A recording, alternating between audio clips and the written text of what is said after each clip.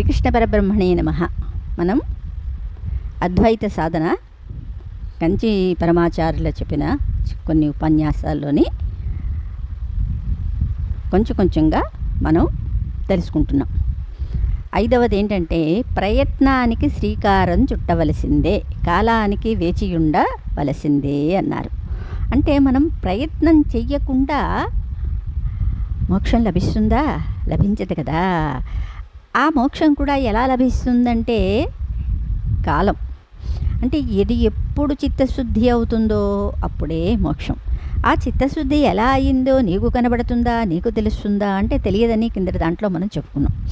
అది పరమాత్మ యొక్క కృప అన్నారు కదా, అదనమాట. అయితే ఇక్కడ జ్ఞానవంతులని జ్ఞానులని 2 తరగతుల వారు ఉంటారు. వీరందరూ మామూలు జనుల కంటే భిన్నులు అన్నారు. అంటే కొంచెం విడిగా ఉంటారన్నమాట. జ్ఞానం తెలిసిన వాళ్ళు, దలుచుకునేవారు కదా, వీళ్ళు ఇతరుల కంటే కొంచెం విడిగా ఉంటారు. అయితే వీళ్ళు ఏం చేస్తారు? శాస్త్రాధ్యయనం వల్ల, వినడం వల్ల జీవాత్మ పరమాత్మల కంటే భిన్నుడు కాడని తెలుసుకుంటాడు జ్ఞానవంతుడు. ఇది ఇక్కడ ఏంటి? ఓన్లీ శాస్త్రాధ్యయనం, ఇంకా ఇతనికి అనుభవ జ్ఞానం కలగలేదు. వాణ్ణి జ్ఞాని అంటారు కదా, జ్ఞానులు. అయితే జ్ఞానవంతుడు వీడు ఏం చేస్తాడు? ప్రయత్నము చేస్తాడు.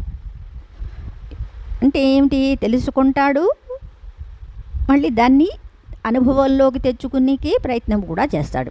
ఇక జ్ఞాని స్వీయానుభవం వల్ల ఈ విషయాన్ని గ్రహిస్తాడు అన్నారు. అంటే ఆల్రెడీ జ్ఞాని అంటే అక్కడ ఆత్మజ్ఞానం కలిగింది అని కదా. జ్ఞానవంతుడు అంటే తెలుసుకున్నవాడు, అంటే ఇంకా శాస్త్రం బాగా అర్థమైపోయింది, జీవాత్మ పరమాత్మ వేరు కాదు అనేది. కానీ ఇంకా అనుభవంలోకి అది రాలేదన్నమాట. కానీ జ్ఞానికి ఏంటంటే అనుభవం కూడా అయిపోయింది. అనేక జన్మల ఎత్తిన వెనుక జ్ఞానవంతుడు నన్ను చేరుకుంటాడని గీతలో కూడా చెప్పారు కదా. బహూనాం జన్మనామంతే జ్ఞానవాన్ మాం ప్రపద్యతే వాసుదేవ సర్వమితి స మహాత్మా సుదుర్లభ అన్నారు. ఇక్కడ వాసుదేవుని ఎందుకుని చెప్పారండి? అవునా, కృష్ణయ్య గీతలో కూడా వృష్టీనాం వాసుదేవోస్మి అని చెప్పారు కదా. అవునా, పాండవానాం ధనంజయ అన్నారు. అంటే వృష్టి కులంలో కృష్ణుణ్ణే పరమాత్మగా ఎందుకు చెప్పవలసి వచ్చింది అంటే, రాముడు తన జీవితంలోని నడిచి, అంటే మానవుడు ఏ విధంగా జీవించాలో చెప్పారు. కృష్ణుడంటే పరమాత్మ, దుష్ట శిక్షణ, శిక్ష రక్షణ కదా. అంటే అక్కడ ఏంటంటే భగవంతుడు ఎలాగ రక్షిస్తాడో కృష్ణయ్య చూపించారు చిన్నప్పటి నుంచి కదా. ఆ భగవంతుడు అంటే రక్షించేవాడు. అంతేగాని ఇప్పుడు మనం చూస్తున్న రకరకాల వాళ్ళు దేవుడు ఇలా ప్రత్యక్షం అయిపోయాడు అని చెప్పేస్తూ ఉంటారు. అంటే అది నమ్మదగ్గ విషయాలేనా? పరమాత్మ అంత ఈజీగా దొరకడు. ఇది మనం గ్రహించాలి. బుద్ధితోటి మనం కొంచెం ఆలోచించాలన్నమాట. పరమాత్మ కృష్ణయ్య అక్కడ విశ్వరూపంలోనే ఆయన చెప్పారు కదా, జ్ఞాతుం ద్రష్టుంచ తత్వేన ప్రవేష్టించు పరంతప అన్నారు. ఇక్కడ నా రూపం ఉంది, కానీ నన్ను తెలుసుకోవడానికి ముందు తెలుసుకోవాలి. జ్ఞాతుం ద్రష్టుం, దాన్ని దర్శించాలి, అంటే అనుభవించాలి, తర్వాత నాలోకి చేరతారు. ఈ పరమాత్మలోకి వెళ్ళడానికి ఎన్నో జన్మలు, బహూనాం జన్మనామంతే ఎందుకన్నారంటే పిపీలికాది బ్రహ్మ పర్యంతం జీవుడు ప్రయాణం చేయాలి. ఇవి అంటే 1 by 1గా అలా వెళుతూ స్టెప్ బై స్టెప్ ప్రమోషన్స్ అన్నమాట ఇవి. అక్కడి బ్రహ్మ పదవిని కూడా పొందడానికి చాలా అర్హతలు ఉన్నాయి. బ్రహ్మ అయిపోయాక బ్రహ్మ కూడా కొన్ని, అది బ్రహ్మలోకంలో. మళ్ళీ ఈ జీవులందరూ కూడా బ్రహ్మ దగ్గరికి, అంటే జ్ఞానులు. ఇప్పుడు ఇక్కడ జీవన్ముక్తులు కూడా ప్రయాణం చేయవలసిందే. జీవన్ముక్తులు చాలా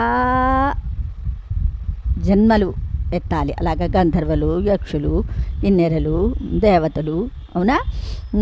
ఋషులు ఈ ఈ జన్మలన్నీ ఎత్తుకుంటూ ఎత్తుకుంటూ ఎత్తుకుంటూ వెళ్ళి వెళ్ళి వెళ్ళి ఆ బ్రహ్మ లోకానికి వెళతారు. ఇది కూడా శాస్త్రంలో ఖచ్చితంగా చెప్పబడింది. ఆ బ్రహ్మలోకానికి వెళ్ళిన తర్వాత కూడా బ్రహ్మని నువ్వు ఎలా తెలుసుకున్నావు అంటే, ఇక్కడ జ్ఞాని అంటే జీవన్ముక్తుడు వెళ్తున్నప్పుడు జ్ఞాని బ్రహ్మ ప్రశ్నిస్తాడనమాట. నువ్వు పరమాత్మని ఎలా తెలుసుకున్నావు అంటే ఆయన అన్నీ చెప్తాడు. నేను తింటున్నప్పుడు తెలుసుకున్నాను, వింటున్నప్పుడు తెలుసుకున్నాను, తాగుతున్నప్పుడు తెలుసుకున్నాను, నడిచినప్పుడు తెలుసుకున్నాను, మాట్లాడుతున్నప్పుడు తెలుసుకున్నాను. అంటే ఎవరు చేస్తున్నారు ఇది అంటే శరీరము, పంచజ్ఞానేంద్రులు, పంచకర్మేంద్రియాలు, మనస్సు, ఏవి బుద్ధి ఏది కూడా పరమాత్మ కాదు, సాక్షి మాత్రంగా ఉన్న నేను తెలుసుకున్నాను. అంటే అక్కడ మళ్ళీ బ్రహ్మదేవుడు వాళ్ళకి తత్వాన్ని మళ్ళీ చెప్పాక ఆయనతో పాటు అంటే బ్రహ్మప్రళయం అంతవరకు కూడా వెళ్ళు ఆయనతో ఉండి తర్వాత మోక్షానికి అంటే అక్కడ ఏంటి విదేహ ముక్తి. అందుకని అంతమంది బ్రహ్మలు ఒకలే కాదు కదండి, చాలామంది ఉన్నారు. అంటే విష్ణుత్వం కూడా ఒక పదవి, శివత్వం ఒక పదవి, ఇంద్రత్వం ఒక పదవి కదా. వీళ్ళు స్టెప్ బై స్టెప్ అంతే. అందుకనే బహూనాం జన్మనామంతే జ్ఞానవాన్ మాం ప్రపద్యతే వాసుదేవ సర్వమితి స మహాత్మ సుదుర్లభ అన్నారు. అది తెలుసుకోవడం చాలా కష్టం అన్నమాట, అంత ఈజీ కాదు. గీతలో మరొక చోట అనేక జన్మ సంసిద్ధిస్తతో యాతి పరాంగతిం కదా. అనేక జన్మలు ఎత్తిన తర్వాత నన్ను చేరడానికి సులభం, అప్పుడు ఉంటుంది ఛాన్స్. అనేక జన్మల సాధనా ఫలంగా ఉత్తమ ఫలాన్ని పొందుతాడని అర్థం. ఈ స్థితి కూడా ఈశ్వరానుగ్రహం ఉన్నప్పుడే బహు అనే పదాలకు గుర్తింపబడింది. అంటే ఈశ్వరానుగ్రహం లేనిదే జన్మలీలా ఎత్తవలసిందే కృష్ణయ్య. కారణమేమనగా లక్ష్యం గొప్పదైనది, ఉన్నతమైనది. బ్రహ్మమొగుట మాటలు కాదు కదా. పొందేవాడు అల్పుడే. ఆ ఉత్తమ బహుమతిని పొందడానికి అనేక జన్మలు ఎత్తవలసి వస్తోంది. మరొక రాజ్యంపై దండెత్తాలంటే యుద్ధానికి ఎంతో ప్రయత్నం చేయాలి కదా. అటువంటప్పుడు బ్రహ్మసాక్షాత్కారం అనే రాజ్యాన్ని ఆక్రమించుకోవాలంటే మామూలు వ్యక్తి ఎంతో ప్రయత్నం చేయాలి. అనగా అట్టి సామ్రాజ్యంపై జీవుడు దండయాత్ర చేయాలి. అంటే ఎన్నిటినో సమకూర్చుకోవాలి. ఇంద్రియాల్ని జయించాలి, మనస్సును జయించాలి, బుద్ధిని జయించాలి, విషయాల్ని త్యాగం చేయాలి కదా. ఇన్ని ప్రయత్నాలు, ఇది ఒక జన్మలో అయ్యేది కాదు. ఎందుకంటే మనకి రుణాలు ఎన్నో ఉంటాయి, తీర్చుకోవలసినవి, తీర్చాల్సినవి ఎన్నో చాలా ఉంటాయి కదా. అది అయితే ఒక దృష్టితో చూస్తే మొత్తం అంతా అల్పమైనదే. ఇక్కడ వైకుంఠ కైలాసాల సామ్రాజ్యాలపై దండెత్తడం లేదు. అవి మనకు ఎంతో దూరం. మనమేమిటో, మనలో ఏముందో తెలుసుకోవటమే ఇందు జరిగేది. తనలో తానుండుటయే లక్ష్యం. నిజం ఆలోచిస్తే పెద్ద కష్టమేమీ కాదు. ఇట్లా అనుకోవటం తేలికే, కానీ అది కార్యరూపంలో పెట్టినప్పుడు తెలుస్తుందన్నమాట. తమలో తాముండుటకై చేయు ప్రయత్నం మాత్రం చాలా కష్టము.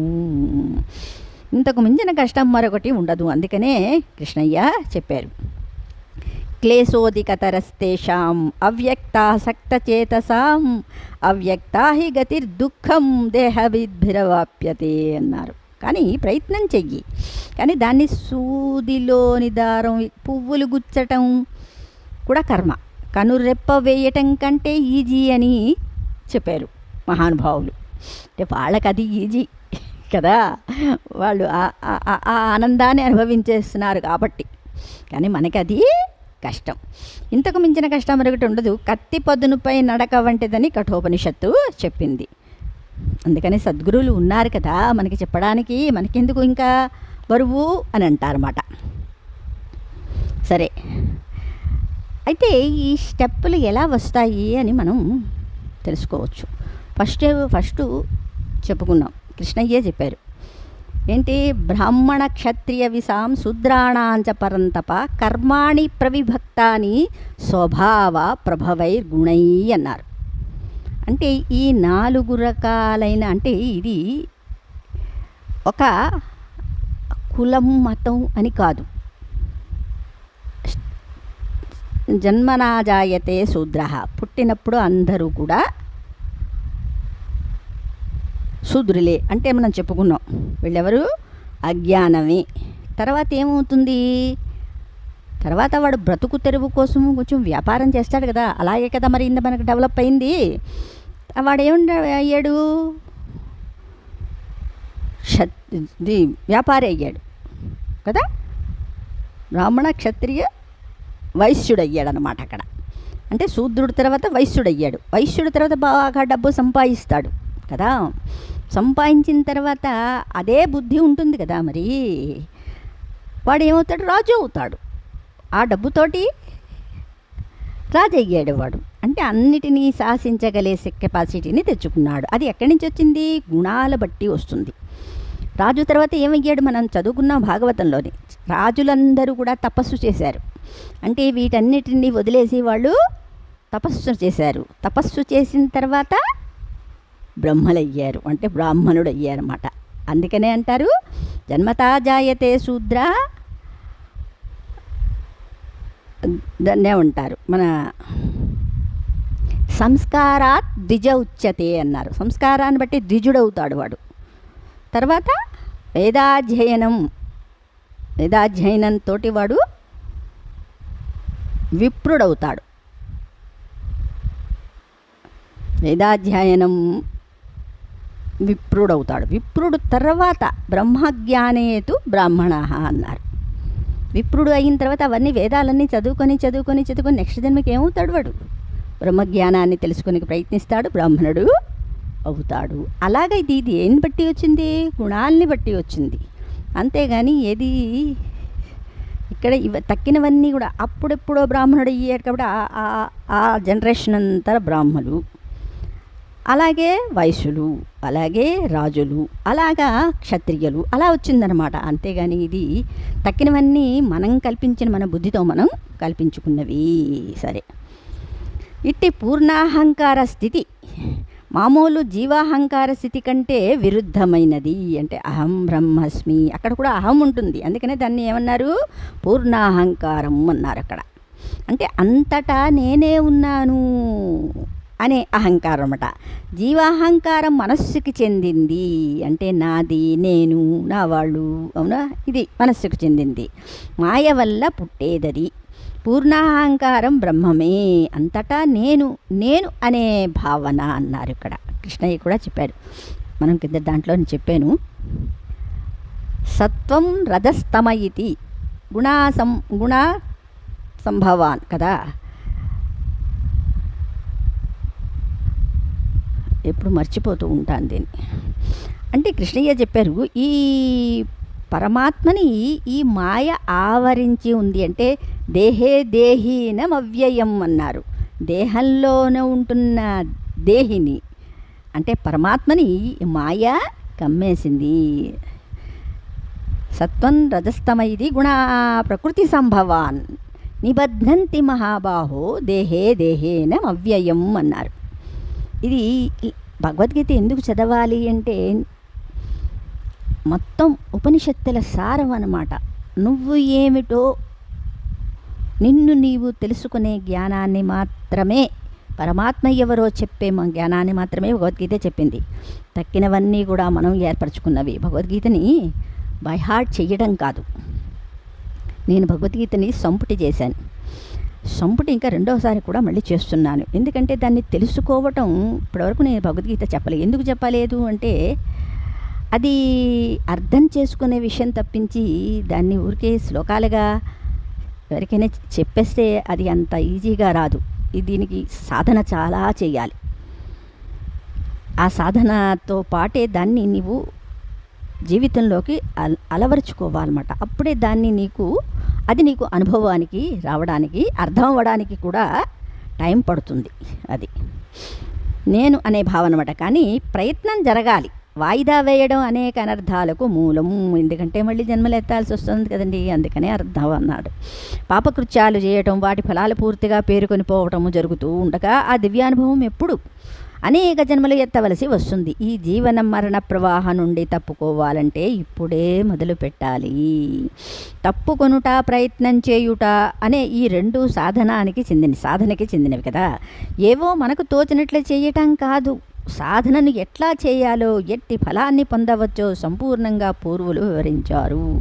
చెప్పుకున్న సాధనా చతుష్టయం చెప్పుకున్నాం కదా, అవునా? అదనమాట.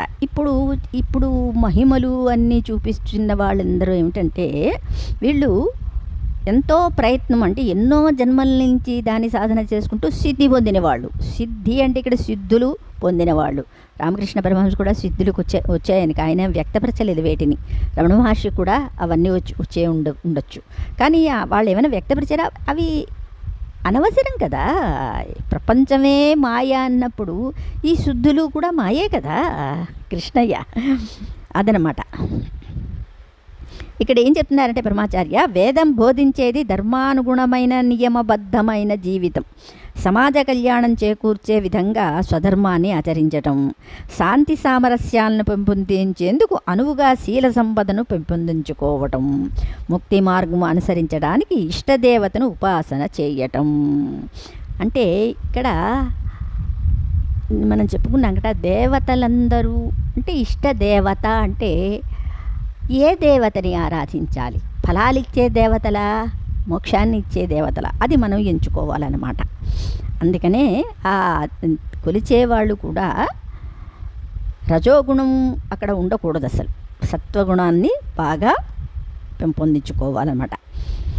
ఆత్మదర్శన జ్ఞానాన్ని సంపాదించుకోవటం అన్నారు. ఉపాసన ఎలా చెయ్యాలి అంటే, మోక్షానికి ఏ దేవత సహకరిస్తుందో వాళ్ళని మనం ఉపాసన చెయ్యాలి. తక్కినవన్నీ కూడా కోరికల్ని తీర్చే దేవతలు. ఇప్పుడు మనం వదులుకోవాలి అనుకున్నప్పుడు మళ్ళీ ఏదో పొందాలి అని ఆశిస్తే మళ్ళీ అంతే కదా.